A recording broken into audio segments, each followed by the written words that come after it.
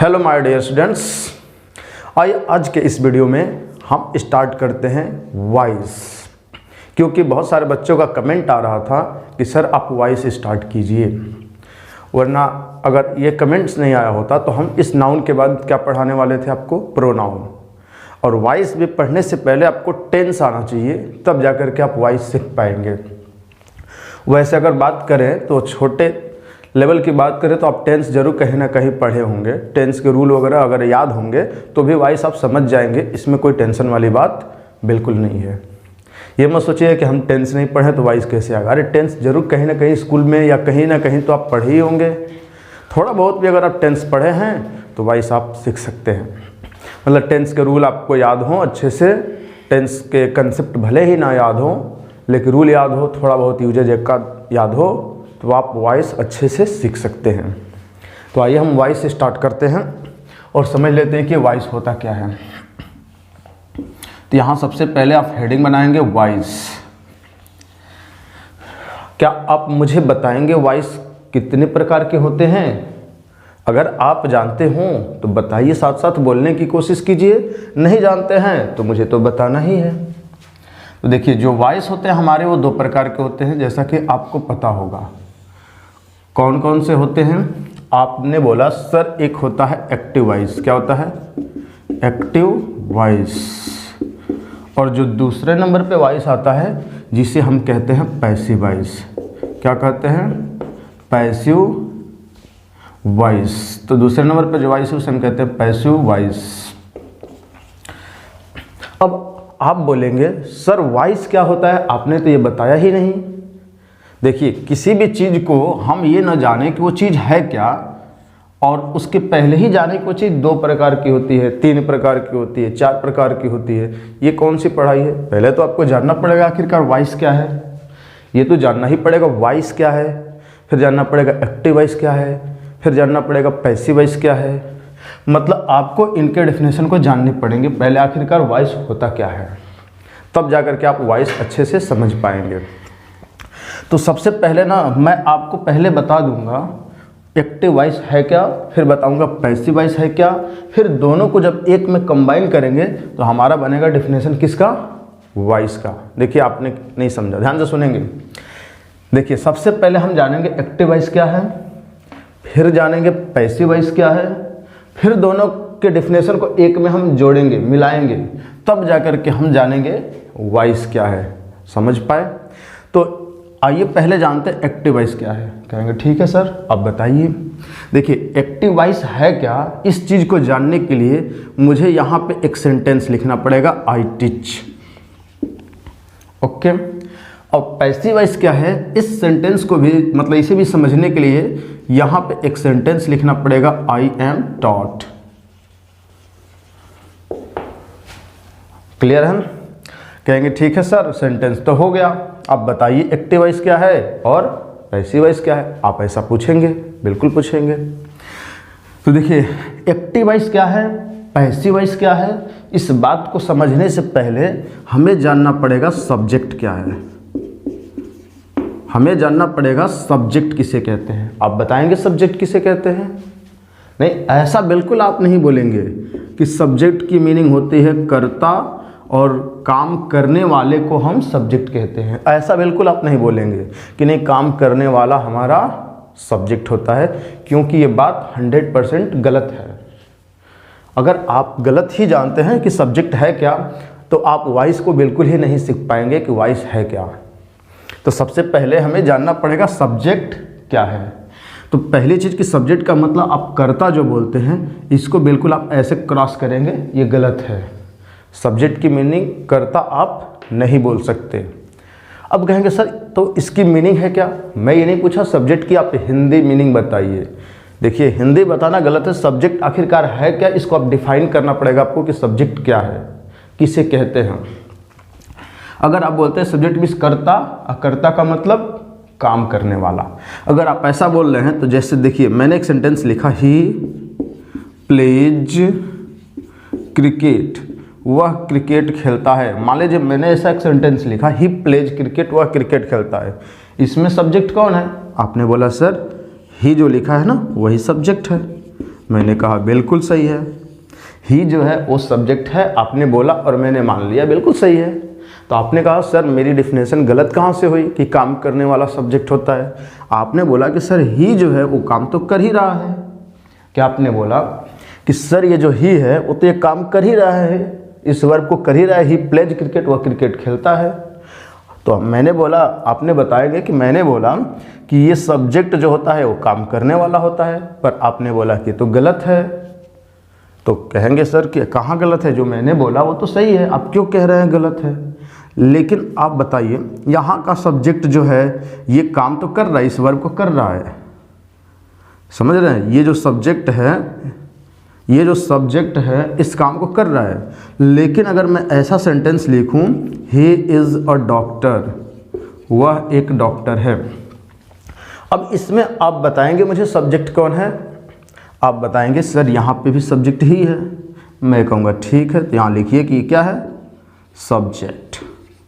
और आपने बताया कि सर ये जब सब्जेक्ट है, आपने बोला कि सब्जेक्ट है तो सब्जेक्ट काम करने वाले को कहते हैं। तो अगर काम करने वाले को आप सब्जेक्ट कहते हैं तो क्या ये कोई काम कर रहा है। ही इज़ अ डॉक्टर, मैंने उसको बताया ही इज़ अ डॉक्टर, उसकी स्टेट बताई, अवस्था को क्या है, कैसा है, मतलब वो एक डॉक्टर है। समझ पा रहे हैं। तो क्या यहाँ का सब्जेक्ट कोई काम किया, क्या इस वर्ब को किया, क्या ये वर्ब कोई एक्शन वर्ब है। तब आपका माइंड काम करेगा कि नहीं सर यहाँ का सब्जेक्ट तो कोई काम नहीं किया, फिर भी ये सब्जेक्ट है। यहाँ का सब्जेक्ट कोई काम कर रहा है, ठीक है, यहाँ का सब्जेक्ट कोई काम नहीं कर रहा। फिर ऐसे मैंने एक सेंटेंस आपके सामने लिखने की कोशिश की, ही हैज़ अ कार। मान लीजिए ऐसे मैंने लिखा कि ही हैज़ अ कार, उसके पास एक कार है। मान लीजिए कोई है तो मैं बोलूँगा उसके पास एक कार है, ही हैज़ अ कार। क्या जो ही है यहाँ पे कोई काम किया नहीं। ये जो वर्ब है ये एक पजेसिव वर्ब है, मतलब पजेशन बताने वाली वर्ब है। तो ही की पजेशन कौन हो गई, ये कार। ये बस बताया जा रहा है ये जो कार है वो ही की पजेशन है। पजेशन मीन्स अधिकार। इसका मतलब ये ही का किसके ऊपर अधिकार है, कार के ऊपर। मतलब ही का कार के ऊपर अधिकार है, इसका मतलब कार उसके पास है तो उसकी हो गई, उसका अधिकार हुआ। जिसको मन करेगा उसे चलाने देगा, कार को मन करेगा तोड़ेगा, मन करेगा फोड़ेगा, मन करेगा फेंकेगा या बेचेगा या खरीदेगा, कुछ भी कर सकता है क्योंकि इसका कार के ऊपर अधिकार हुआ। तो यहाँ पे हैज एक वर्ब है, क्या है, हैज जो है एक वर्ब है। रुकी सही, हैज जो है ना ये एक क्या है, वर्ब है।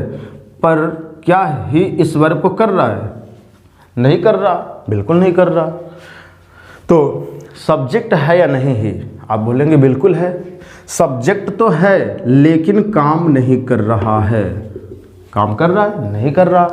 तो इसका मतलब आप क्या समझ रहे हैं कि जो सब्जेक्ट होता है वो काम करने वाला होता है। ये बात बोलना 100% गलत है। क्या है, 100% गलत है। कौन सी बात, कि सब्जेक्ट का मतलब होता है कर्ता, कर्ता है मतलब काम करने वाला, यानी कि सब्जेक्ट का मतलब काम करने वाला बोलना गलत है। क्या आप मेरी बात से सहमत हैं? बिल्कुल। दिख रहा होगा यहाँ सब्जेक्ट तो काम किया, आपने बोला काम करने वाला सब्जेक्ट, लेकिन यहाँ नहीं किया, फिर भी आपने इसे क्यों सब्जेक्ट बोला। इसका मतलब आपके डिफिनेशन कहीं ना कहीं गलत है कि काम करने वाला सब्जेक्ट है। अगर आपके डिफिनेशन सही हुए तो इसका मतलब ये सब्जेक्ट नहीं होगा, ये भी सब्जेक्ट नहीं होगा क्योंकि काम नहीं कर रहा। चलिए एक दो और एग्जाम्पल लिखते हैं सब्जेक्ट को समझने के लिए। इसे मिटाने के बाद तब आप अच्छे से समझ पाएंगे, आपके कंसेप्ट क्लियर हो जाएंगे। जैसे मैं लिखूंगा, जैसे अभी सेंटेंस लिखे थे ही इज अ डॉक्टर, क्या लिखे थे, ही इज अ डॉक्टर, इसमें कोई काम नहीं किया। फिर मैंने लिखा यहाँ पे ही हैज़ अ बुक या ही हैज़ अ कार, ऐसा लिखा था। फिर मैंने लिखा था ही प्लेज क्रिकेट, ऐसा मैंने लिखा था।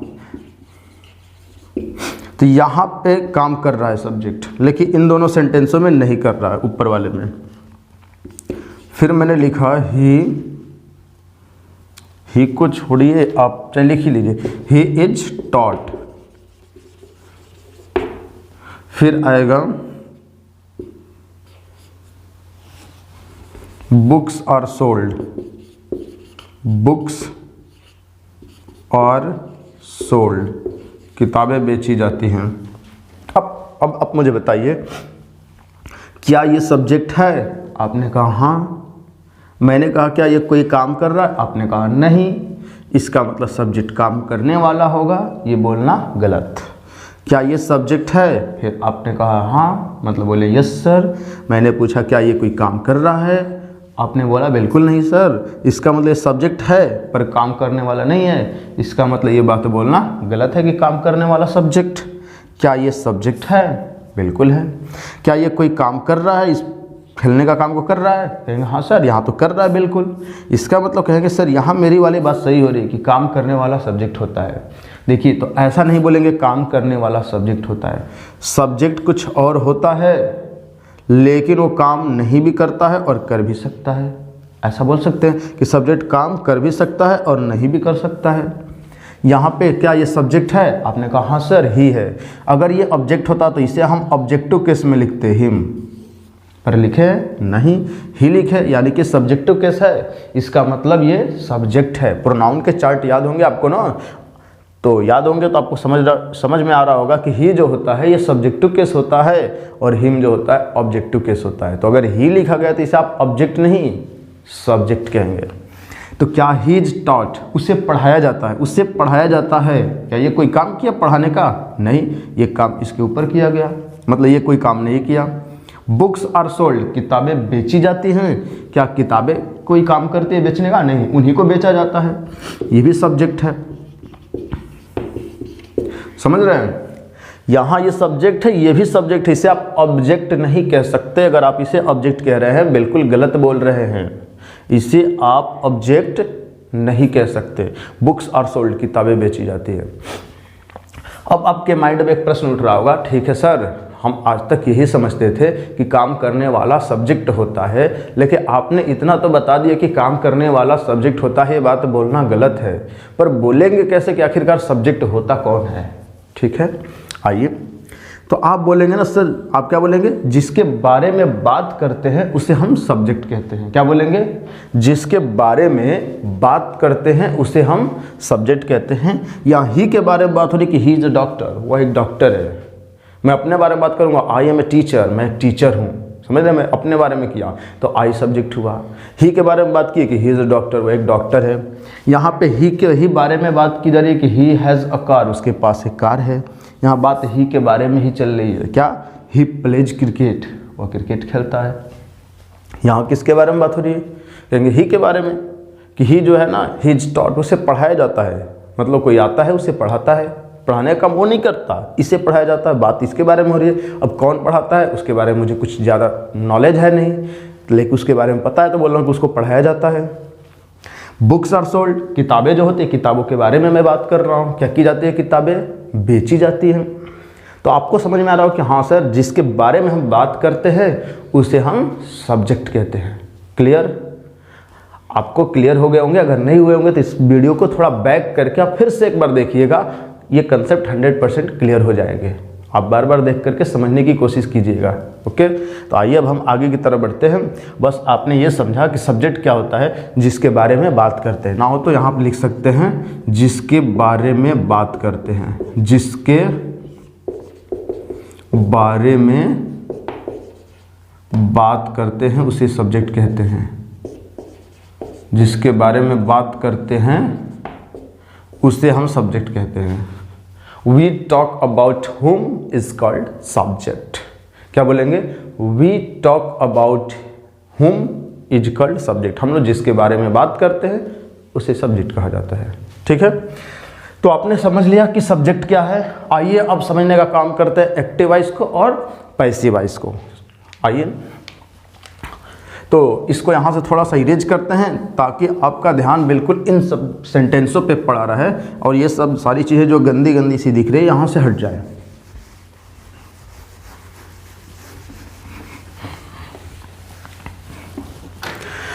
अब ध्यान देंगे आप, इसमें सब्जेक्ट कौन है? आपने बोला सर आई सब्जेक्ट है। कोई डाउट? बिल्कुल नहीं। मैं पूछूंगा ये टीच क्या है? आपने बोला सर ये वर्ब है। मैंने कहा बिल्कुल। फिर यहाँ पे आइए, आई क्या है? आपने बोला सर यहाँ भी सब्जेक्ट है। ऑब्जेक्ट तो नहीं ना बोलेंगे, नहीं, ऑब्जेक्ट बोलेंगे तो ऑब्जेक्टिव केस में लिखना पड़ेगा, आई नहीं बल्कि मी लिखना पड़ेगा। तो ये सब्जेक्ट है ना, सब्जेक्टिव केस में है, प्रोनाउन के चार्ट वगैरह याद होंगे आपको तो आई सब्जेक्टिव केस। और एम क्या है, आपने बोला सर हेल्पिंग वर्ब, क्या बोला सर हेल्पिंग वर्ब है। टॉट क्या है, आपने बोला सर ये तो मेन वर्ब है, मैंने कहा ठीक। और दोनों को अगर एक साथ मिला करके देखा जाए इन दोनों को, तो इन्हें हम कंपाउंड वर्ब कहते हैं। कौन सा वर्ब, कंपाउंड वर्ब। पर इस सेंटेंस को मतलब इस पैसिव वॉइस को समझने के लिए सिंपल सा हम इन्हें वर्ब ही कह दे रहे हैं। क्यों, क्योंकि ये भी एक वर्ब है, ये भी एक वर्ब है, तो क्यों एक बार हेल्पिंग वर्ब एक बार मेन वर्ब बोले, दोनों को एक में मिला के बोल दिए कि सब वर्ब है ना। जैसे नाउन में होते हैं, कोई भी नाउन बोल देंगे ये नाउन है, चाहे वो प्रॉपर हो, चाहे कॉमन हो, चाहे कलेक्टिव हो, चाहे मैटेरियल हो, चाहे अब्स्ट्रैक्ट हो, सिर्फ बोल देंगे ये नाउन है। फिर पूछेगा नाउन में से कौन सा नाउन, तब आप बताएंगे। वैसे ही ये दोनों मिला के क्या है, वर्ब है। अब वर्ब में से कौन सा कौन वर्ब है, तब बताएंगे ये हेल्पिंग वर्ब, ये मेन वर्ब। पर इस बात को समझने के लिए सिंपल सा अगर मैं वर्ब बोलूँ तो कोई दिक्कत बिल्कुल नहीं होनी चाहिए, नहीं होगी ना। आइए समझते हैं, अब ध्यान से सुनेंगे। आई क्या है, सब्जेक्ट, टीच क्या है, वर्ब। अब बताइए क्या ये जो सब्जेक्ट है इस वर्ब को कर रहा है, क्योंकि सब्जेक्ट आपने क्या सीखा, वो काम कर भी सकता है और काम नहीं भी कर सकता है। आपने यही सीखा ना कि सब्जेक्ट हो सकता है काम को कर भी सकता है, हो सकता है ना भी करे, पर ऐसा बोलेंगे जो काम करेगा वही सब्जेक्ट है, ये बात गलत है। क्या क्योंकि सब्जेक्ट जो होगा वो काम कर भी सकता है और नहीं भी कर सकता है, पर जिसके बारे में बात की जा रही है उसे सब्जेक्ट कहेंगे। क्या पता वो काम करता भी होगा, नहीं भी करता होगा। तो वही चीज़ यहाँ पे चेक करना है कि क्या ये जो सब्जेक्ट है वो इस काम को कर रहा है। ये टीच एक वर्ब है और वर्ब को ही काम कहते हैं। यानी कि जो वर्ब होते हैं हमारे ना, इसको समझ लीजिए पहले, ये जो वर्ब होते हैं हमारे, ये वर्ब किसे कहते हैं, तो बोलेंगे कि वर्ब जो होता है वो एक्शन दिखाएगा, किसी न किसी कार्य को दिखाएगा, पोजीशन दिखाएगा। पोजीशन मतलब किसी का किसी के ऊपर अधिकार, जैसे आई हैव अ कार। फिर यहाँ पे स्टेट दिखाएगा, स्टेट यानी कि अवस्था, किस चीज़ की क्या अवस्था है। तो वर्ब ये तीन चीज़ें दिखाते हैं, एक्शन, पोजीशन और स्टेट, इसे हम बोलते हैं वर्ब। अगर ये स्टेट दिखाया तो इसके नो पैसिव, मतलब पैसिव नहीं बनेंगे। पोजीशन दिखाया तब भी नो पैसिव, पैसिव नहीं बनेंगे। जो वर्ब एक्शन दिखाए उन्हीं के पैसिव बनते हैं, समझ रहे हैं। तो आई हैव अ कार के पैसिव नहीं बनेंगे क्योंकि वो कोई एक्शन ही नहीं दिखा रहा है। ही इज ए डॉक्टर के पैसिव नहीं बनेंगे क्योंकि वो भी कोई एक्शन नहीं बल्कि स्टेट बता रहा है। तो जो एक्शन वर्ब होंगे, जो एक्शन दिखाते हैं, उन्हीं को हम क्या बोलते हैं, उन्हीं को क्या बोलते हैं, उन्हीं को हम मतलब पैसिव वॉइस में बना सकते हैं। समझ रहे हैं। कुछ ऐसे होते हैं जो साथ साथ में स्टेट और एक्शन दोनों की काम कर जाते हैं, उनके भी पैसिव बनते हैं, उनकी चर्चा हम बाद में कर लेंगे। फिलहाल आप जानेंगे पोजीशन और स्टेट बताने वाले वर्ब के पैसिव नहीं बनते। पैसिव किनके बनते हैं, किनके बनते हैं, जो एक्शन दिखाएंगे। तो अब आइए ना यहाँ पे बताइए, ये एक्शन दिखा रहा है, एक्शन का मतलब काम, क्योंकि ये वर्ब है तो ये एक्शन, पोजीशन या स्टेट दिखा रहा है, कोई एक्शन दिखा रहा है। टीच पढ़ाना कोई काम है, आई टीच मैं पढ़ाता हूँ, यानी कि मैं कोई काम करता हूँ कि नहीं करता हूँ, आप खुद बताइए। करता हूँ, कौन सा काम, टीच करना, करने का काम, मतलब पढ़ाने का काम मैं करता हूँ। इसको यहाँ से मिटाते हैं पहले, यानी कि मैं टीच करने का काम करता हूँ, यानी कि मैं इस काम को करता हूँ, मतलब मैं पढ़ाने का काम करता हूँ। तो सब्जेक्ट जो है वो इस काम को कर रहा है, तो बोलेंगे क्या कि when subject is the doer. Doer means करने वाला। जैसे ध्यान से सुनेंगे, TEACH, टीच मीन्स पढ़ाना, और जैसे इसमें अर जोड़ दिए, टीचर मीन्स पढ़ाने वाला। आप नाउन में पढ़े होंगे, नहीं पता तो जाकर के आप थोड़ा बहुत देख सकते हैं, ठीक है। जैसे आपने बोला रीड, पढ़ना, और जोड़ दिए रीडर मीन्स पढ़ने वाला। जैसे आपने बोल दिया प्ले, प्ले मीन्स खेलना, और जोड़ दिया तो प्लेयर, प्लेयर मीन्स खेलने वाला। फिर आपने लिखा सिंग, सिंग मतलब गाना, फिर अर जोड़ दिया सिंगर, गाने वाला। समझ पा रहे हैं।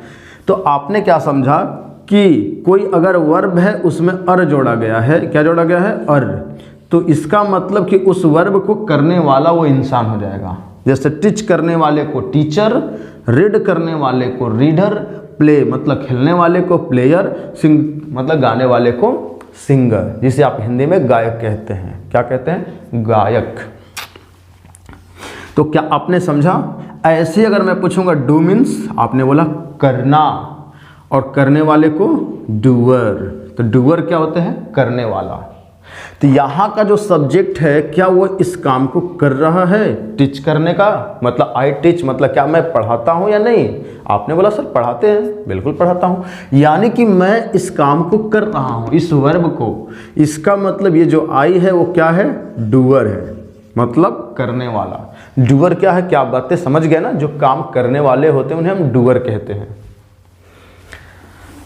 तो चलिए आइए इसको ना इरेज करते हैं। अब डूअर समझ गए, तो क्या समझ में आया कि यहाँ का जो सब्जेक्ट है वो इस वर्ब को कर रहा है, जिसकी वजह से इसे हम डूअर कहेंगे। क्या कहेंगे, डूअर, डूअर, ठीक है। अब बताइए, आई एम टॉट, मुझे पढ़ाया जाता है, ये सब्जेक्ट है, क्या ये डूअर है? मतलब ये इस वर्ब को कर रहा है, आई एम टॉट, क्या ये कर रहा है? आई एम टॉट, मुझे पढ़ाया जाता है, नहीं कर रहा ना, क्यों? क्योंकि आई एम टॉट, मुझे पढ़ाया जाता है, यानी कि टीच करने का काम मुझे किया जाता है, मतलब मुझे कोई पढ़ाता है, ये काम मेरे ही ऊपर होता है, कोई आता है और मुझे पढ़ाता है। आपको ये नहीं पता बस वो आता कौन है, इतना पता है कि मुझे वो पढ़ाता है, यानी कि मुझे पढ़ाया जाता है। तो यहाँ का जो सब्जेक्ट है क्या ये डूअर है? नहीं, क्या कर रहा है, इस एक्शन को रिसीव करने वाला है, रिसीवर है। क्या है, रिसीवर है, मतलब एक्शन को रिसीव करने वाला सब्जेक्ट है। यानी कि सब्जेक्ट डूअर भी हो सकता है, काम करने वाला, और सब्जेक्ट जो है रिसीवर भी हो सकता है, एक्शन को रिसीव करने वाला, काम को रिसीव करने वाला, ग्रहण करने वाला, मतलब जो काम हो रहा है उसको ग्रहण कर रहा है, टीच करने का काम हो रहा है जो, उसको ग्रहण कर रहा है, उसी को पढ़ाया जाता है, यानी कि वो सीख रहा है। समझ गए? यानी कि जो सब्जेक्ट होगा वो डूअर भी हो सकता है, सब्जेक्ट जो होगा वो रिसीवर भी हो सकता है। क्या आप मेरी बातें समझ रहे हैं ना? बोलिए, बिल्कुल समझ रहे होंगे। अब ध्यान से सुनेंगे, क्या कि आप बोलेंगे कि सर एक्टिव वॉइस क्या है, मतलब पूछेंगे तो मैं बताऊंगा कि जो हमारा एक्शन होता है या वर्ब जो होता है, जिस वर्ब को देखकर ये लगे कि सब्जेक्ट उस वर्ब को कर रहा है, या सब्जेक्ट जो है वो डूअर है उस एक्शन का, उस वर्ब का, तो उस सेंटेंस को हम बोलेंगे एक्टिव वॉइस। क्या बोलेंगे? जब सब्जेक्ट डूअर होगा वर्ब का, उस जब सब्जेक्ट क्या होगा, डूअर होगा, किसका, इस वर्ब का, तो उसे हम बोलेंगे ये एक्टिव वॉइस में है। लेकिन जब सब्जेक्ट डूअर नहीं होगा उस वर्ब का, बल्कि उस वर्ब का रिसीवर होगा, उससे रिसीव करने वाला, उस एक्शन को रिसीव करेगा, तो उस सेंटेंस माना जाएगा पैसिव वॉइस में। किसमें? पैसिव वॉइस में। तो क्या बोलेंगे? when the subject is the doer of the verb, क्या बोलेंगे? when the subject is the doer of the verb or action, that is called active voice, उसे active voice कहते हैं। ठीक है? when the subject is the receiver of the verb or action, this is called passive voice। मतलब subject जो है वो doer तो एक्टिव वॉइस, सब्जेक्ट जो है वो रिसीवर तो पैसिव वॉइस। हाँ, ऐसा भी बोल सकते हैं क्या कि when बोलेंगे the form of the verb, ये वर्ब है ना, ये हमने क्या बोला, क्या कि जब सब्जेक्ट जो होगा वो डूअर होगा, सब्जेक्ट क्या होगा, डूअर इस वर्ब का, तो एक्टिव।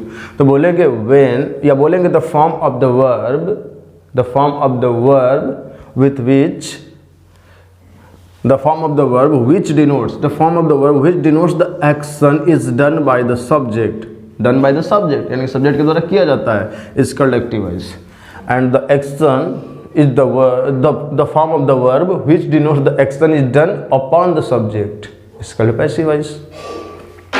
इसका मतलब ऐसा बोलेंगे क्या कि when the subject is the doer of the action, ऐसे ही बोलिए ज़्यादा अच्छा है, when the subject is the doer of the action, it is called active voice, and when the subject is the receiver of the action is called passive voice. जब subject होगा वो receiver होगा, passive voice, doer होगा active voice. अब आप समझ गए होंगे। आप सोचते होंगे सर आप बहुत ज़्यादा समय ले रहे हैं। समय नहीं लूँगा तो आपको समझाऊंगा कैसे। समय तो देना ही पड़ेगा। देखिए सफलता कभी भी क्या मांगती है, समय मांगती है कि भाई आप समय दीजिए तभी आप सफल होंगे ना। शॉर्टकट तरीके से तो होंगे नहीं कि 2 मिनट में फटाक से बताएं कि पैसिव वॉइस खत्म, ऐसा कोई नियम ही नहीं है। आपको किसी भी चीज़ को अगर गहराई में समझना है तो उसको समय देना पड़ेगा, ठीक है। शॉर्टकट कोई रूल नहीं काम कर सकता आपका यहाँ पे। तो आपने क्या समझा, एक्टिव वॉइस और पैसिव वॉइस का डिफिनेशन। हाँ, अब बताएंगे वॉइस का डिफिनेशन क्या होता है।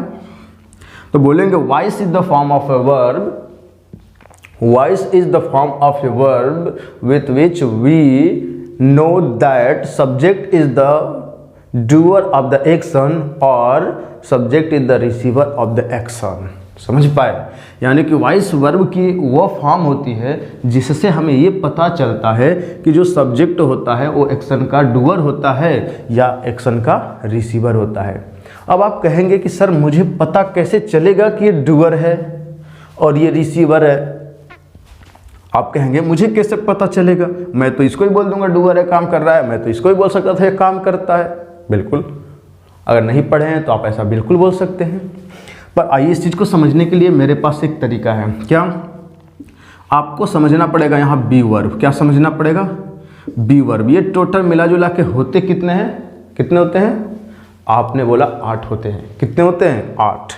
ऐसे बोलेंगे कि सर बी वर्ब 8 होते हैं। आप बोलेंगे सर कौन कौन, बताइए, ध्यान से सुनेंगे। प्रेजेंट की बात करूं तो आप बोलेंगे इज, एम, आर, इन्हें हम बोलते हैं बी वर्ब।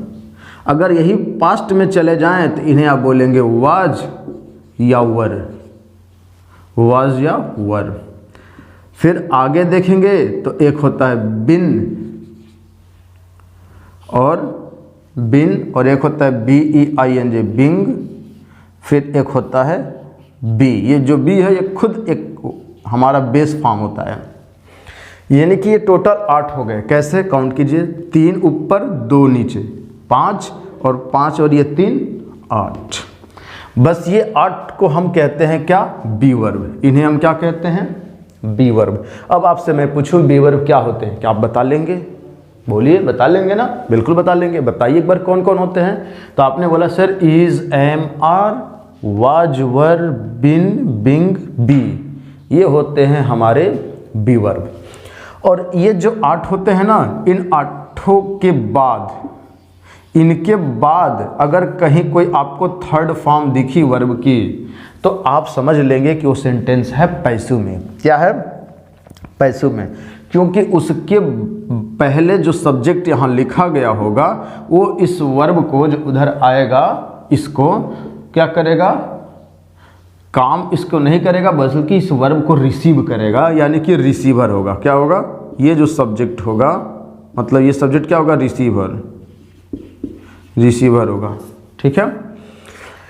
यानी कि दुनिया के जितने भी पैसिव वॉइस होते हैं, ध्यान से सुनेंगे, दुनिया में जितने भी पैसिव वॉइस आप बना सकते हैं बस वो इन 8 के बाद थर्ड फॉर्म होते हैं, इनके अलावा और नहीं हो सकते पैसिव वॉइस। अब बताइए, समझ लेंगे कितना आसान है?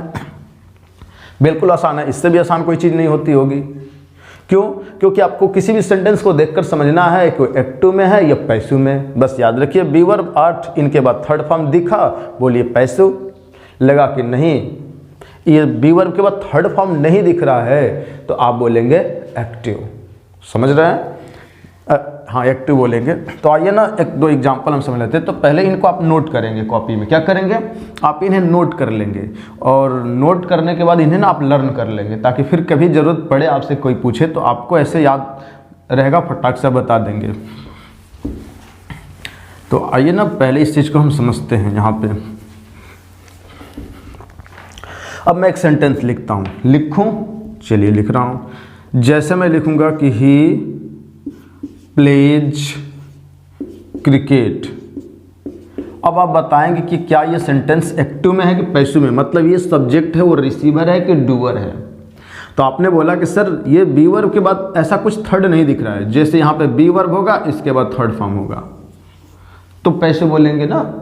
कहेंगे सर ये बी का कोई फॉर्म ही नहीं है, कोई है ही नहीं इसमें, तो आप बोले एक्टिव में, यानी कि सब्जेक्ट हो गया डूअर, इसको करने वाला। पर अगर मैं ऐसा बोलूं कि ही इज टॉट, अब बताइए एक्टिव में है या पैसिव में? आपने बोला सर ये बी की एक फॉर्म है, बी की एक फॉर्म है, और इसके बाद आपको क्या दिखा? थर्ड। इसका मतलब ये सब्जेक्ट जो है रिसीवर है, इस एक्शन को रिसीव करने वाला, यानी कि ये जो है इस काम को नहीं कर रहा है, बल्कि ये काम उल्टे इसके ऊपर किया जा रहा है। समझ रहे हैं? अब बताएंगे ही इज प्लेड, अगर मैं बोलूँ तो, और फिर मैं बोलूँ कि आई एम प्लेड, फिर मैं बोलूँ तो, और मैं यहाँ लिखूँ cricket is played, cricket is played. अब बताएंगे इनमें कौन है एक्टिव में, कौन है पैसिव में? तो आपने बोला कि सर ये बी वर्ब दिख रहा है, मैंने कहा ठीक है बिल्कुल दिख रहा है। फिर क्या सर? आपने बोला कि सर ये थर्ड फॉर्म दिख गया बी वर्ब के बाद, मैंने कहा हाँ। तो आपने कहा कि सर ये जो है ना रिसीवर हो गया, इस काम को मतलब ये जो है इस काम को नहीं कर रहा है, ये काम उल्टे इसके ऊपर किया जा रहा है। तो मैं कहूँगा ही इज प्लेड, उससे खेला जाता है। क्या ये कोई खेल है? क्या वो कोई खेल है जिससे आप खेल सकते हैं? ये तो कोई इंसान होता है ना, उसको आप कैसे खेल सकते हैं कि उसको खेला जाता है? आप क्रिकेट खेल सकते हैं, फुटबॉल खेल सकते हैं, वॉलीबॉल खेल सकते हैं, बैडमिंटन खेल सकते हैं, कोई गेम खेल सकते हैं ना, ही को कैसे आप खेल सकते हैं? यानी कि बी वर्ब के बाद थर्ड फॉर्म दिख रहा है, सही है, लेकिन मीनिंगलेस बन रहा है कि उससे खेला जाता है। अरे भाई उससे कैसे आप खेल सकते हैं?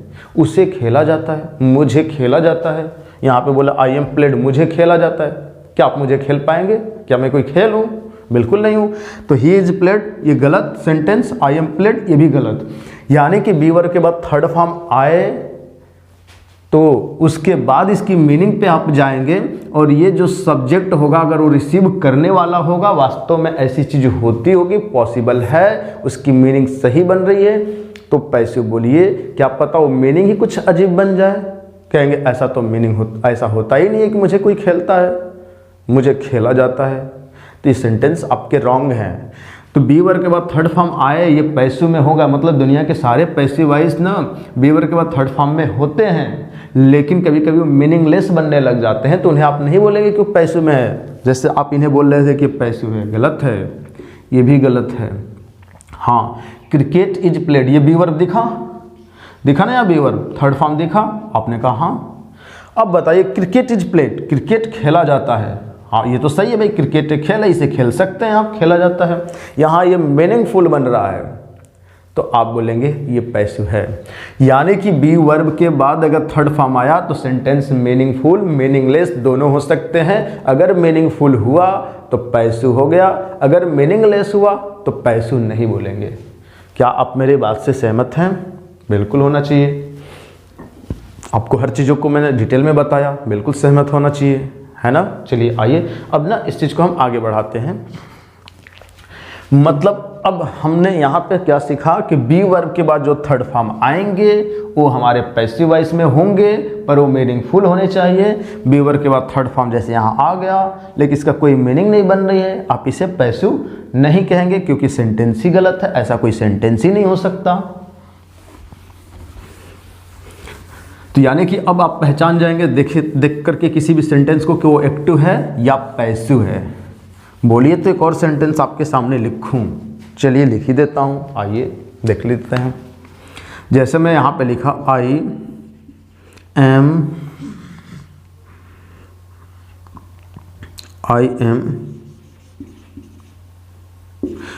Allowed to teach. I am allowed to teach, मुझे अलाउ किया जाता है टीच करने के लिए। अब बताइए ये जो अलाउ करने का काम है वो क्या मैं करता हूँ? जो ये बी वर्ब है, बी वर्ब है ना, बिल्कुल है।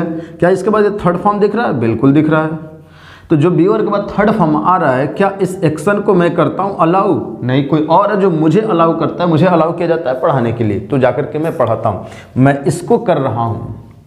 ये जो काम है कोई और कर रहा है, मुझे अलाउ कर रहा है, समझ रहे हैं? ऐसे हुआ।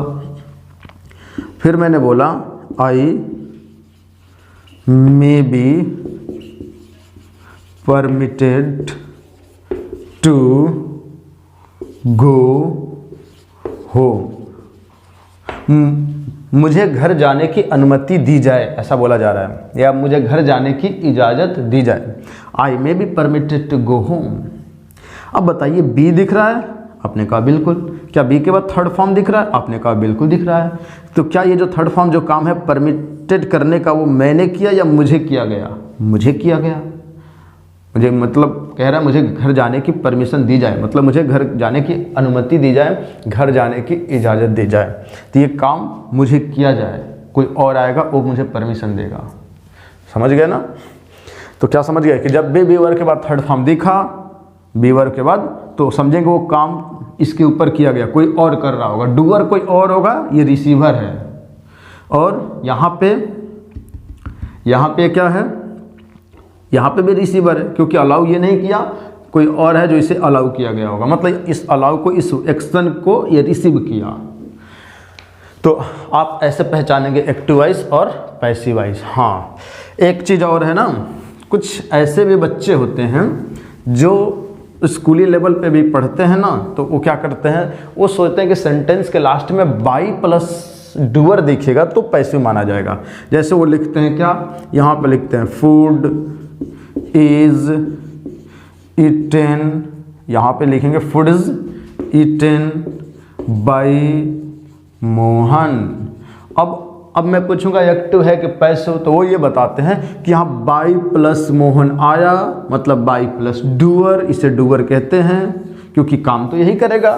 Food is eaten by Mohan, Mohan के द्वारा खाना खाया जाता है, मोहन इस काम को करेगा खाने का ना, तो इसे हम डूअर कहेंगे, या आप इसे एजेंट भी कह सकते हैं। और बाई एक क्या है, प्रीपोजिशन। तो आपको पता होगा कि प्रीपोजिशन के बाद हमेशा एक ऑब्जेक्ट आता है, तो इसे आप ऑब्जेक्ट भी बोल सकते हैं, यानी कि इसे हम 3 नामों से जान सकते हैं। क्या? इसे हम बोल सकते हैं इस बाई एक प्रीपोजिशन का ऑब्जेक्ट, और डूअर कह सकते हैं, या एजेंट, इस वजह से क्योंकि ये काम करेगा, इसको खाता है, मतलब खाने का काम, फूड को। तो उनको ये लगता है कि बाई प्लस एजेंट या बाई प्लस डूअर दिख रहा है, या बाई प्लस ऑब्जेक्ट दिख रहा है, तो सेंटेंस पैसिव में है। और फिर इसको हटा दिया जाए, बस इतना लिखा जाए कि फूड इज ईटन। अगर सिर्फ इतना लिखा जाए कि फूड इज ईटन, और उनसे पूछा जाए क्या ये पैसिव है या एक्टिव, तो बच्चे कंफ्यूजन हो जाते हैं, कहते हैं बाई प्लस ऐसा कुछ दिख नहीं रहा, बोलेंगे पता नहीं चल रहा है कि एक्टिव है कि पैसिव, तो बोल देते हैं एक्टिव है। उन्हें ये लगता है क्या कि बाई प्लस एजेंट ये आना जरूरी है, पर ध्यान देंगे ये हमेशा नहीं आता है। जब इसकी आवश्यकता एकदम लगे कि लिखना है तो लिखिए, लगे कि इसके बगैर काम हो सकता है तो इसे आप ना लिखें तो ज़्यादा अच्छा है। क्योंकि जितने भी महान ग्रामेरियंस हैं उनका कहना यह है कि पैसिव वॉइस में कम से कम वर्डों का, फालतू वर्डों का यूज ना करें। जिन्हें लगे कि उसकी ज़रूरत ना हो तो उन्हें आप हटा दें। तो कोई ज़रूरी नहीं है कि आप इन्हें लिखेंगे ही, मतलब कोई जरूरी नहीं कि बाई प्लस एजेंट लिखेंगे ही, यानी कि ये पैसिव में है। तो आप बी वर्ब के बाद थर्ड फॉर्म को देख करके इन्हें पहचानेंगे, आप बाई प्लस एजेंट पे बिल्कुल नहीं जाएंगे। क्या आप समझ पा रहे हैं मेरी बात? आपको समझ में आनी चाहिए इतना। अगर आ गया हो तो चलिए आइए अब हम क्या करेंगे, कुछ एक्टिव वॉइस के रूल्स लिखेंगे, फिर पैसिव वॉइस की। क्योंकि आपने टेंस पता नहीं पढ़ा है या नहीं कहीं, इसलिए मैं साथ में एक्टिव वॉइस का भी रूल लिखूंगा जो टेंस में पढ़ते आ रहे हैं। फिर अगर मैं बताऊंगा कि इस एक्टिव वॉइस के पैटर्न पे अगर कोई सेंटेंस है तो उसका पैसिव किस पैटर्न पे बनेगा। तो आइए इन सारी बातों को यहाँ से इरेज करके हम आगे की तरफ बढ़ते हैं और हम सीखते हैं कुछ एक्टिव वॉइस और पैसिव वॉइस के रूल्स की बात कर लेते हैं।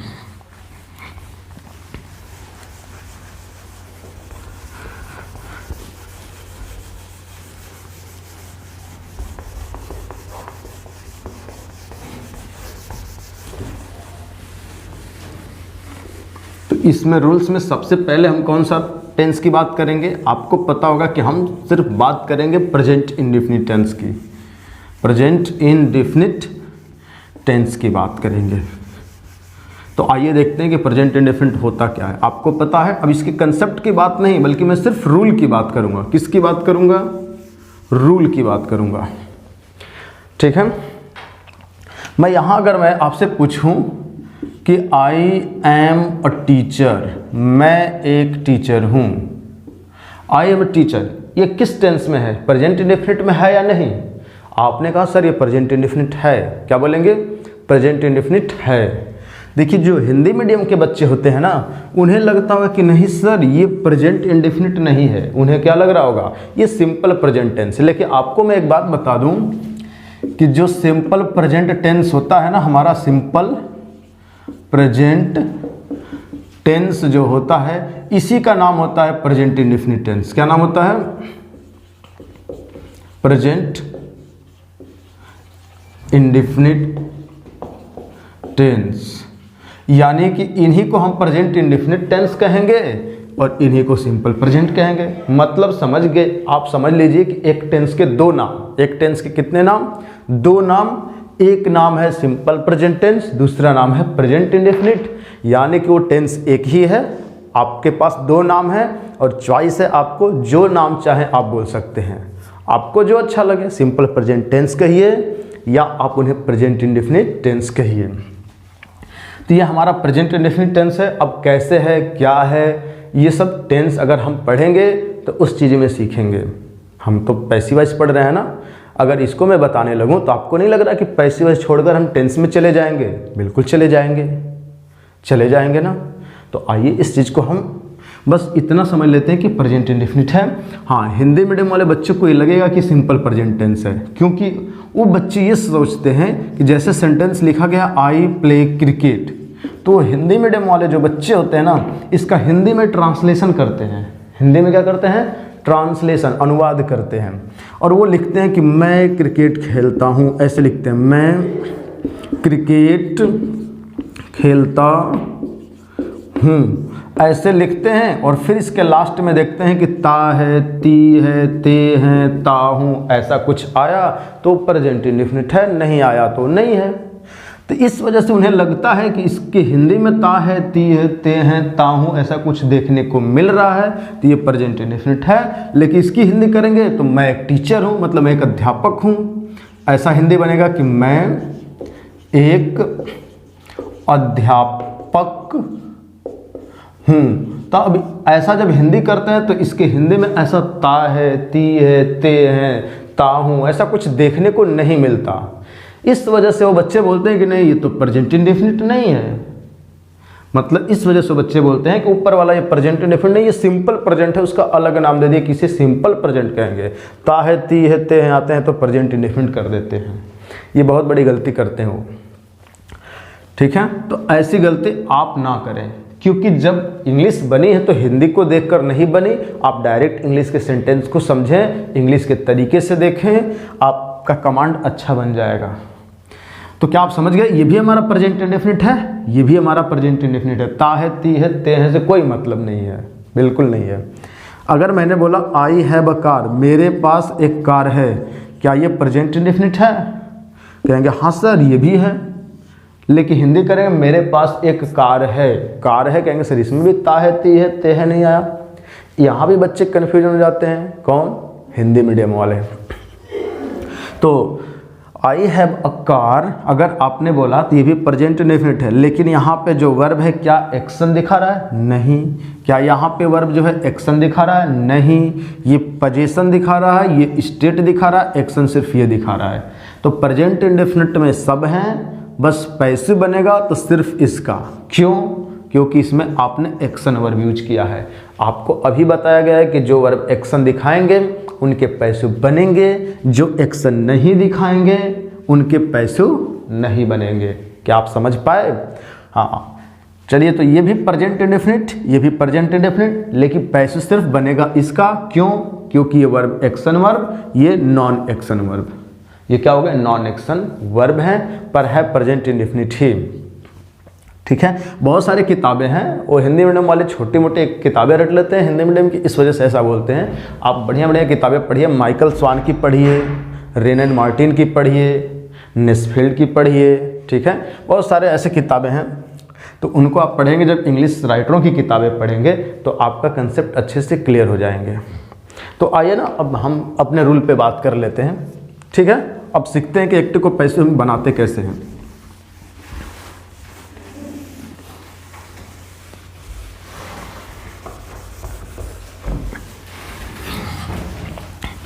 आइए अब ना हम क्या करेंगे, कुछ एक्टिव वॉइस के रूल लिखेंगे, फिर बताएंगे अगर इस रूल पे कोई सेंटेंस हमारा आधारित है तो उनका पैसिव कैसे होना चाहिए। तो यानी कि फिर पैसिव वॉइस के रूल्स लिखेंगे।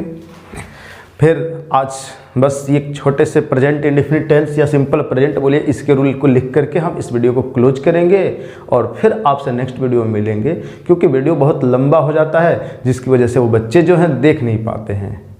उन्हें लगता है कि सर बहुत ज़्यादा हो जा रहा है, इस वजह से उन्हें थोड़ा सा टाइम देने के लिए हमने वीडियो को छोटा करना पड़ता है। और छोटा रहता है तो मेरे लिए भी सुविधा होती है, पढ़ाना कम पड़ता है और अपलोड भी करने में हमें कोई समस्या नहीं होती। इस वजह को देखते हुए मैं वीडियो को शॉर्ट में ही रखता हूँ। आइए देखते हैं। तो आप यहाँ लिखेंगे एक्टिव वॉइस के रूल, यानी कि जो टेंस आप पढ़ते हैं, जिस टेंस में आप जो रूल पढ़ते हैं, जो स्ट्रक्चर होते हैं सेंटेंस के, यानी कि जो सेंटेंस की बनावट होती है, उसी को हम स्ट्रक्चर, रूल या कुछ भी कह सकते हैं। तो आइए उस स्ट्रक्चर की बात करते हैं। स्ट्रक्चर में सबसे पहले सब्जेक्ट आता है, किसके? प्रेजेंट इंडेफिनिट टेंस के। फिर सब्जेक्ट के बाद आप लिखते हैं वर्ब की फर्स्ट फॉर्म। वर्ब की फर्स्ट फॉर्म के बाद ना जरूरत के हिसाब से उसमें एस या ईएस को ऐड करना पड़ता है। अब कहेंगे कब जरूरत होती है कब नहीं, ये सब टेंस की बातें हैं, ठीक है। ऐसा नहीं बोलेंगे कि एक वचन के साथ जोड़ेंगे, बहुवचन के साथ नहीं जोड़ेंगे, मतलब सिंगुलर सब्जेक्ट के साथ वर्ब में ऐसे जोड़ेंगे, प्लूरल के साथ नहीं जोड़ते, बात भी गलत है, ठीक है। हाँ, क्या है क्या नहीं वो सब सारी चीज़ें कहाँ सीखेंगे हम? टेंस में सीखेंगे। लेकिन फिलहाल बस हमें यहाँ मतलब सिर्फ रूल से है, उतना ही से मतलब है जितने से आप पैसिव वॉइस समझ सकें। तो सब्जेक्ट प्लस वर्ब की फर्स्ट फॉर्म प्लस एस या ईएस, उसके बाद आप लिखेंगे ऑब्जेक्ट। यानी कि ये जो रूल होता है हमारे एक्टिव वॉइस के होते हैं। हाँ, एक चीज़ और ध्यान देंगे, इसी रूल को आप चाहे तो ऐसा भी लिख सकते हैं, subject plus first form of the verb या fifth form of the verb. याद रखेंगे क्यों? क्योंकि जो हमारा फर्स्ट फॉर्म होता है ना, वास्तव में ये फर्स्ट नहीं बल्कि बेस फॉर्म होता है, लेकिन फर्स्ट ही समझ लीजिए। तो जो हमारा ये फर्स्ट फॉर्म होता है, ध्यान देंगे, इस फर्स्ट फॉर्म में ना जब हम एस या ईएस कुछ ऐसा ऐड करते हैं तो ये जो फॉर्म बन कर आता है, इसी फॉर्म को बोलते हैं फिफ्थ फॉर्म। क्या बोलते हैं? फिफ्थ। तो आप कभी कभी एस या ईएस जोड़ेंगे, जब जोड़ेंगे तो फिफ्थ बनेगा, तो उसी को मैंने यहाँ लिखा। बिल्कुल सही है, बिल्कुल होना भी चाहिए। आइए समझते हैं। तो इसको मैं मिटा रहा हूँ क्योंकि ये बातें आप समझ लिए होंगे कि कहाँ से फर्स्ट फॉर्म या फिफ्थ फॉर्म हम लिख सकते हैं इसी चीज़ को। यानी कि जो ऊपर रूल लिखे गए हैं या स्ट्रक्चर बोलिए, वो जो है वही नीचे वाला भी है, देखने में अलग तरीके से दिख रहा है पर दोनों का मतलब सेम है, सेम रूल हैं, अलग अलग तरीकों में लिखा गया है। Subject plus first form of the verb या fifth form of the verb, उसके बाद ऑब्जेक्ट कभी कभी आ भी सकते हैं, नहीं भी। अगर एक्शन वर्ब हुआ, ऑब्जेक्ट आया तो पैसिव बनेगा, नहीं आया नहीं बनेगा। तो आप इसे ऑब्जेक्ट ना लिख करके अदर वर्ड लिख लीजिए, क्योंकि कभी आ भी सकता है कभी नहीं भी आ सकता है। पर अगर ऑब्जेक्ट आएगा तो आप क्या करेंगे? पैसिव बनाएंगे, ठीक है। तो इसको हम ऐसा भी लिख सकते हैं, बिल्कुल। लेकिन ना मैं यहाँ पे फिलहाल ऊपर वाला ही लिख रहा हूँ, क्योंकि अगर जानकर बताने लगूँ तो शायद आपके अंदर कन्फ्यूजन आ जाएंगे और फिर आप समस्या में पड़ सकते हैं। इसलिए भी फिलहाल नीचे वाले को मिटाते हैं, जब टेंस हम पढ़ेंगे तो वहाँ पे इसका भी जिक्र कर लेंगे। तो आप समझ लेंगे कि प्रेजेंट इंडेफिनिट टेंस के जो रूल है ना, अगर ऐसे आपको दिख रहे हैं तो इनके पैसिव वॉइस बनाने के लिए आपको सबसे पहला काम क्या करना पड़ेगा? जो यहाँ ऑब्जेक्ट दिख रहा है ना, क्या दिख रहा है? हाँ बोलिए, क्या दिख रहा है? ऑब्जेक्ट। क्या दिख रहा है? ऑब्जेक्ट, बिल्कुल सही है। आइए, तो इस ऑब्जेक्ट को उठाकर पहले लाएंगे यहाँ पे, और जैसे यहाँ पहले लाएंगे तब इसे हम ऑब्जेक्ट नहीं क्या बोलेंगे? सब्जेक्ट बोलेंगे। क्या बोलेंगे? सब्जेक्ट। हाँ, अब यहाँ पे भी एक समझने वाली बात है, क्या कि बहुत सारे टीचर लोग क्या कहते हैं, बहुत सारे बच्चे जो होते हैं ना, वो ये समझ लेते हैं क्या कि जो ऑब्जेक्ट होता है ना, ये इसको जब मैं यहाँ लाता हूँ तब भी इसे हम ऑब्जेक्ट ही बोलते हैं। लेकिन ऐसी बात नहीं है, इससे हम ऑब्जेक्ट नहीं बोलेंगे, सब्जेक्ट बोलेंगे। आपको बताया जा चुका है पहले। नहीं तो बहुत सारे बच्चे ऐसे ही समझ जाते हैं कि इस ऑब्जेक्ट को ना यहाँ पे लाएंगे तो इसे हम सब्जेक्ट कहेंगे, ऑब्जेक्ट कहेंगे, मतलब यहाँ भी ऑब्जेक्ट बोलते हैं। ऐसा नहीं है। जैसे वो ऑब्जेक्ट यहाँ से उठ करके पहले आया, ये हमारा सब्जेक्ट हुआ, हम बात इस पे करने लग जाते हैं, पूरा हमारा फोकस इस पे आ जाता है, यहाँ पे हमारा पूरा फोकस इस पे होता है काम करने वाले पे, और जैसे ही इसको इधर लाते हैं तो हमारा पूरा फोकस अब इस पे आ जाता है। समझ रहे हैं? आइए अभी समझ लेंगे, पहले लिखते हैं। तो ये सब्जेक्ट होगा, ऑब्जेक्ट जैसे यहाँ आएगा सब्जेक्ट बनेगा। इस सब्जेक्ट के हिसाब से आप प्रेजेंट इंडेफिनिट का अगर वाक्य है तो इज, एम या आर में से कोई एक यूज करेंगे। फिर आप इसके बाद वर्ब की थर्ड फॉर्म का यूज करेंगे। थर्ड फॉर्म के बाद कोई प्रीपोजिशन यूज किए जाते हैं, कभी कभी ज़्यादातर बाई किया जाता है, इसलिए मैं बाई को लिख रहा हूँ। पर याद रखेंगे हमेशा बाई लगेगा ये जरूरी नहीं है। क्या बोला हूँ? हमेशा बाई लगेगा ये जरूरी नहीं है। अलग अलग प्रीपोजिशन हम यूज कर सकते हैं, पर जहाँ पे जो आएगा उसको हम सीख लेंगे कि कहाँ पे क्या करना है। पर ज़्यादातर मोस्ट ऑफ द केसेज में क्या होते हैं कि बाई यूज होते हैं, इसलिए मैं बाई लिखकर आपको समझाने की कोशिश कर रहा हूँ, कोई दिक्कत नहीं ना है। और बाई एक प्रीपोजिशन है। इसके बाद हम क्या लिखेंगे? एजेंट लिखेंगे। क्या लिखेंगे? एजेंट। एजेंट कौन होता है? जो इस काम को, इसको करने वाला होगा। ये तो रिसीव करने वाला हो जाएगा, करने वाला ये हो जाएगा। तो करने वाला है तो आप डूअर भी कह सकते हैं, और इस प्रीपोजिशन का इसका ऑब्जेक्ट भी कह सकते हैं। तो इसको किसी भी नाम से आप जान सकते हैं। जैसे एक एग्जांपल लिखता हूं मैं आपके सामने। ही छोड़िए, आई टीच हिम। मान लीजिए मैंने ऐसा सेंटेंस लिखा, आई टीच हिम, मैं उसे पढ़ाता हूँ। अब आप बताएंगे ये टीच क्या है? हाँ बोलिए क्या है ये टीच? क्या है बोलिए? हाँ आपने बोला वर्ब है, बिल्कुल सही बोला। फिर मैं पूछूंगा इसका कहीं ना कहीं सब्जेक्ट होगा ना, आप बताइए कौन है? कौन है? आपने बता दिया, बिल्कुल आई जो है ये सब्जेक्ट है। क्लियर? तो इसका ऑब्जेक्ट कहाँ होगा? तो आपने कहा सर इसका ऑब्जेक्ट तो ये है हिम। और ऐसे भी पता है कि जब ऑब्जेक्ट की जगह पे जाता है तो इसे हम ऑब्जेक्टिव केस कहते हैं। अब सब्जेक्टिव केस क्या होते हैं, ऑब्जेक्टिव केस क्या होते हैं ना, इसको मैं यहाँ लिख दे रहा हूँ आपके सामने, लिख दूँ यहाँ।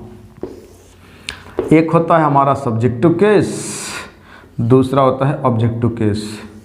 सब्जेक्ट में अगर आई दिखा तो ऑब्जेक्ट में आपको मी करना पड़ेगा, दिख रहा है ना। फिर यहाँ पे अगर आपको वी नज़र आया तो यहाँ पे अस हो जाएगा ऑब्जेक्ट में। यहाँ यू है तो इधर भी यू हो जाएगा, इधर ही है तो उधर हिम हो जाएगा, यहाँ सी है तो इधर हर होगा ऑब्जेक्ट में, इट है तो इट का ऑब्जेक्ट खुद इट होता है। और अगर आपको दे दिखा तो यहाँ पे THEM देम हो जाएगा। यानी कि यहाँ पे मैंने कुछ प्रोनाउन के सब्जेक्टिव और ऑब्जेक्टिव लिख दिए, आप उन्हें ध्यान से समझेंगे। इस वर्ब का ये ऑब्जेक्ट है, तभी तो इसे हम ऑब्जेक्टिव केस में हिम लिखे हैं ना। और ध्यान से सुनेंगे, ये सब्जेक्ट, ये वर्ब, ये ऑब्जेक्ट, मतलब इस रूल पे है सब्जेक्ट वर्ब फर्स्ट फॉर्म में, वर्ब फर्स्ट फॉर्म में। आपने बोला सर कभी कभी यस से जुड़ता है कभी नहीं, तो यहाँ पे नहीं जुटा, जरूरत नहीं थी, जहाँ होता है वहाँ जुट जाता है। फिर ऑब्जेक्ट, ये ऑब्जेक्ट हुआ। अब इस ऑब्जेक्ट को जैसे उठा के पहले लाएंगे, मैं क्या बोल रहा हूँ, इसको उठा करके यहाँ लाते हैं और लाकर क्या बोलते हैं इसे, सब्जेक्ट। तो इस हिम को उठा करके पहले लाएंगे तो क्या बनाएंगे, मतलब इस हिम को जैसे यहाँ लाएंगे तो ये क्या बनेगा, सब्जेक्ट बनेगा। जब ये सब्जेक्ट बनेगा तो इस हिम का कौन सा केस लिखेंगे आप, सब्जेक्टिव केस। क्या लिखेंगे, सब्जेक्टिव केस। तो ही होगा। अब ये सब्जेक्ट बन गया, क्या बन गया, सब्जेक्ट। क्या इसे आप ऑब्जेक्ट कहेंगे, बिल्कुल नहीं। अगर ऑब्जेक्ट कहेंगे तो आप देखिए मूर्खता वाली बात हो जाएगी, नहीं हो जाएगी। अरे ही आपने यूज किया है, ही होता है सब्जेक्टिव केस। आप इसको जैसे यहाँ लाएंगे तो किस आधार पे आप बोल सकते हैं कि ऑब्जेक्टिव केस है, नहीं बोल सकते ना।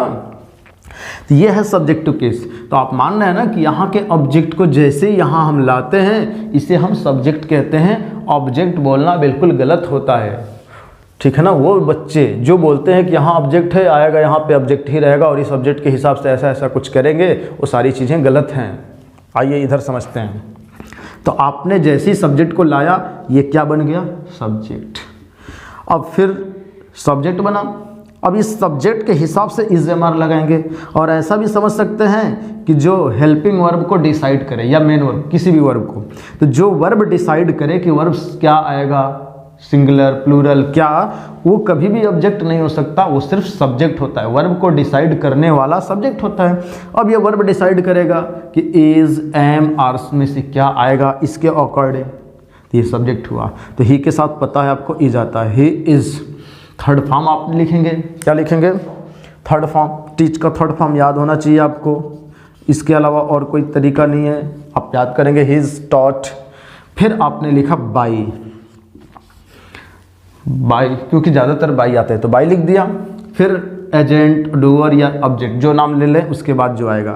तो जो एजेंट आएगा वो क्या होता है, इस रूल में जो एजेंट आएगा उससे किसको एजेंट कहते हैं, मतलब किसे हम एजेंट कहते हैं, किसे डूअर या ऑब्जेक्ट, मतलब तीनों तो एक ही बात है, पर ये होता कौन है।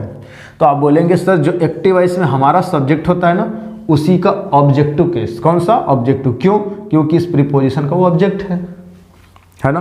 तो इस आई का ऑब्जेक्टिव केस आपको पता होना चाहिए। आई का ऑब्जेक्टिव मी हुआ, आपने हमें लिखा। यानी कि आपने क्या देखा कि हमने सब्जेक्ट, ऑब्जेक्ट को सब्जेक्ट बनाया और सब्जेक्ट को ऑब्जेक्ट बनाया, पर मीनिंग नहीं बदली। ऐसा नहीं है कि यहाँ पे ये काम कर रहा है, यहाँ पे ये करने लग गया, ऐसा नहीं है। काम यहाँ पे भी आई ही कर रहा है, यहाँ पे भी वही कर रहा है, बस इनके पैटर्न चेंज हुए हैं, इनके स्ट्रक्चर चेंज हुए हैं। और ये ट्रांसफॉर्मेशन का एक पार्ट होता है पैसिव वॉइस। जब ट्रांसफॉर्मेशन की बात की जाएगी तो उसमें आप समझ सकते हैं। तो मीनिंग नहीं चेंज हुआ, सिर्फ आपने यहाँ पे स्ट्रक्चर चेंज किया। क्या चेंज किया, स्ट्रक्चर। ट्रांसफॉर्मेशन के अंदर ही पढ़ा जाता है इन्हें। तो आई टीचिंग, मैं उसे पढ़ाता हूँ या वह पढ़ाया जाता है मेरे द्वारा। He is taught by me, meaning नहीं बदली, बस कहने का तरीका बदल गया। तो समझ गए कि जैसे यहाँ से ऑब्जेक्ट यहाँ आया, सब्जेक्ट कहलाएगा, इसे आप ऑब्जेक्ट नहीं कहेंगे। फिर भी कुछ बच्चों के माइंड में बात चल रही होगी कि सर यहाँ प्रोनाउन आपने लिखा तो आपने ऐसा बनाया, अगर नाउन लिखते तो ऑब्जेक्ट ही न रहता। देखिए नाउन यहाँ से यहाँ आता, वो भी सब्जेक्ट होता। बस बात यह है कि किसी भी नाउन का ऑब्जेक्टिव केस और सब्जेक्टिव केस सेम होता है, इसलिए वो आपको पता नहीं चल पाता कि वो ऑब्जेक्टिव केस है कि सब्जेक्टिव। जैसे आइए एक एग्जांपल से समझ लेते हैं, इसे इरेज करूं। आइए एक नाउन वाले भी एग्जांपल को हम समझ लेते हैं। जैसे मान लीजिए मैंने आई टीच राम, यही लिख दूं क्या, लिख ही देता हूं। आई टीच राम, मैं राम को पढ़ाता हूं। I teach Ram. टीच क्या है, वर्ब है। ये क्या है, सब्जेक्ट है। इसका ऑब्जेक्ट किधर है, राम है। अब जैसे ही सब्जेक्ट को आप क्या करेंगे, उठा कर यहाँ लाएंगे, सब्जेक्ट बनेगा। मतलब यहाँ के ऑब्जेक्ट को आप यहाँ लाते हैं और सब्जेक्ट बनाते हैं। तो लाइए, राम यहाँ आया, आपने बोला सर ये ऑब्जेक्ट है। बिल्कुल नहीं, क्या इसे ऑब्जेक्ट बोलेंगे, बिल्कुल सरासर गलत। क्यों, क्योंकि जो नाउन है, ये नाउन है ना, तो नाउन का जो ऑब्जेक्टिव केस होता है या सब्जेक्टिव केस दोनों सेम होता है। इधर राम तो उधर भी राम, इधर श्याम तो उधर भी श्याम। मतलब नाउन के ऑब्जेक्टिव के सब्जेक्टिव के सेम होते हैं, लेकिन जैसे वो यहाँ पे है तो आप ऑब्जेक्ट बोल रहे हैं, यहाँ आने के बाद सब्जेक्ट बोलेंगे। अब कैसे पता चला, तो प्रोनाउन में दिख जाता है। यहाँ पे कहाँ पे दिख जाता है, I, we, they, you, he, she it, इनमें दिख जाता है। यहाँ जो ऑब्जेक्ट था तो ऐसे ही आया, यहाँ सब्जेक्ट बन गया। क्या बन गया, सब्जेक्ट। जैसे अभी इसके जस्ट पहले वाले एग्जाम्पल में आप देखे थे। तो यहाँ पे आप इस सब्जेक्ट नहीं बोलेंगे, ठीक है। नहीं समझ में आया, कई बार इसको देखेंगे आप बिल्कुल समझ लेंगे। तो आई नहीं, राम क्या हो जाएगा, राम। अब राम के हिसाब से लगेगा एज, फिर लिखेंगे टॉट, फिर लिखेंगे बाई, और आई का ऑब्जेक्टिव केस में राम इज टॉट बाई मी, राम पढ़ाया जाता है मेरे द्वारा। एक और एग्जाम्पल समझ लेते हैं, समझ गए होंगे। आइए इसको लिख सकते हैं, आप लिख लीजिएगा, ठीक है। मिटाता हूँ।